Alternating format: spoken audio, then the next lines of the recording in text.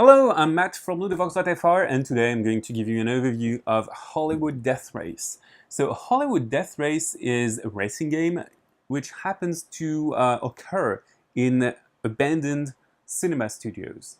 So it is a game for 2 to 6 players, ages 8 and up, and you can play for 45 to 60 minutes, but you can lengthen the game if you want the game to be lengthened.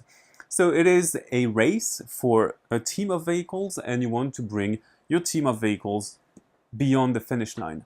And the board is modular. You can have any number of tiles, and every tile is going to have some specificities. Some don't have any specificities, but for example, in this one you have zombies, in this one you have a T-Rex, in this one you have a river and you need to jump over the bridge or go on the side, but the side might be a bit crowded and a bit longer though.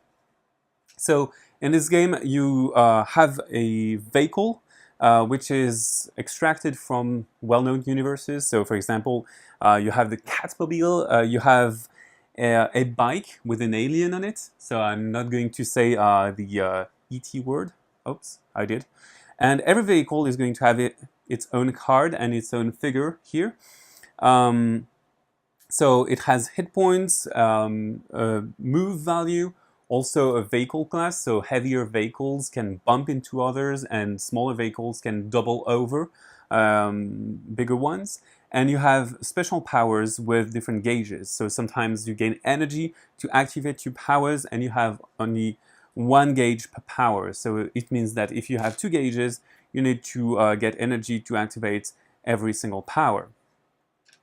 So on your turn, you're going to play one vehicle only, and you need to alternate between both your vehicles. So I'm going to play one vehicle, and on your turn, you get 3 actions out of a vast array. You can move, you can honk, you can bump other vehicles, and you can use SFX, which are your special abilities.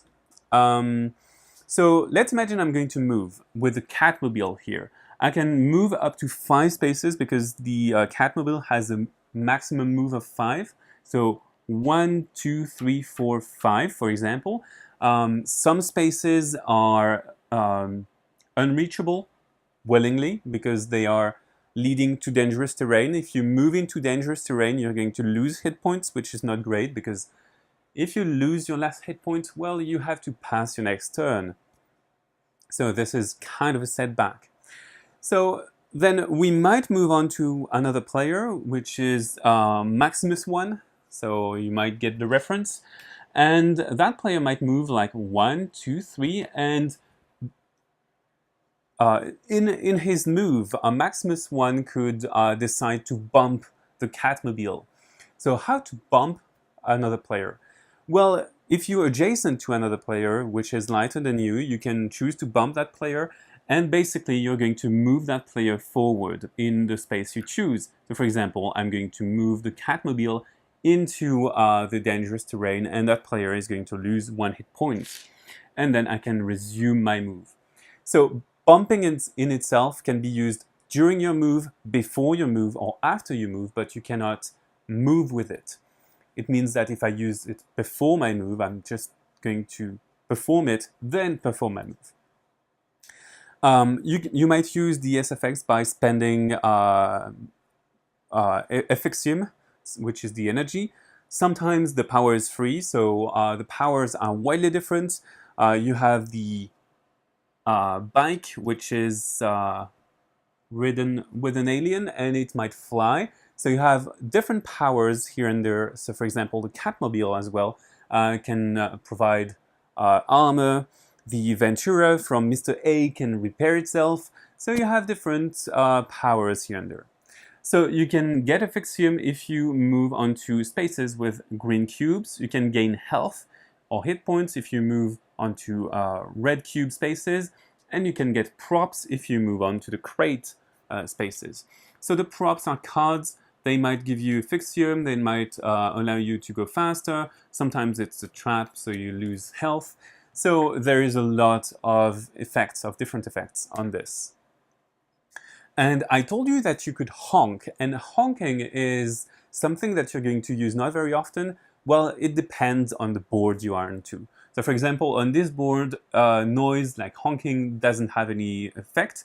But for example, on Jurassic Land, there is a T-Rex, and the T-Rex is attracted by noise. So if you honk, if you make any noise, the T-Rex is going to come to you, and you lose 1 hit point, and then move on to another player and make that player lose points as well. And it takes up some space on the board, which is kind of cumbersome because the board is kind of ridden with potholes and obstacles.